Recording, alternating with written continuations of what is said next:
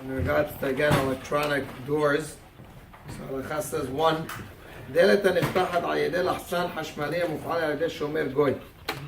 Building which is guarded by a goy. There's a guard in the front, and when someone comes up, they press a button, unlocks the doors. Now you can enter. So am I allowed to go up to such a building and the goy will unlock the door? So Halachot says that if there is another door, another way how to enter without having to do this electronic system, and the goy decides for his convenience, in most cases, he doesn't want to get out of his seat to go and open the door manually. He could go do it manually and it works. Just he wants to sit in his chair, and while I'm in his chair, he presses the button, chick chick, it opens the door, it's all good. So the Halachot says, since it's possible to do it by regular, so by me coming to the door, I'm not causing the goy to do any melacha for me. He's doing it for himself. He's doing it for his own purpose, and therefore one is allowed to come up to the door, and the goy could open up, and there's no problem. If you want to wait for a goy, and you'll enter together with a goy, it's even better. That you'll come in, they open the door for 2-3 people at the same time, then it's for sure mutar. But even without, one is allowed to enter. Now, more common example is a hotel room which works on electronic.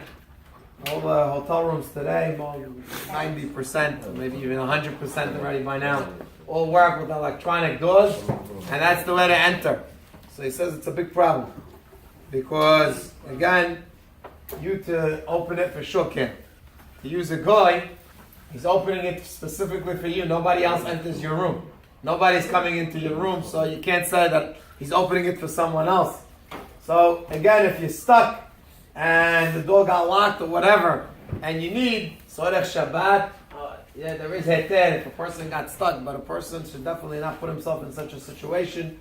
Either he shouldn't go to such a hotel, or if a person is in such a hotel, then he has to put something there to block the door from locking, in order that he's not going to have to constantly use the goy to open and close the door. So once you leave your room and you're ready, you know that you're going downstairs, now you know you want to come back up in an hour or whatever. So put something there in order that when you come back, you're not going to need to use the electronic entry into the door. If there is a key, where sometimes they have a lot of times with these locks, they come with a key and an electronic door. So then you can always go down to the front desk and tell him, I can't open the door. Could you open it? And he's going to come up most of the times with his electronic key.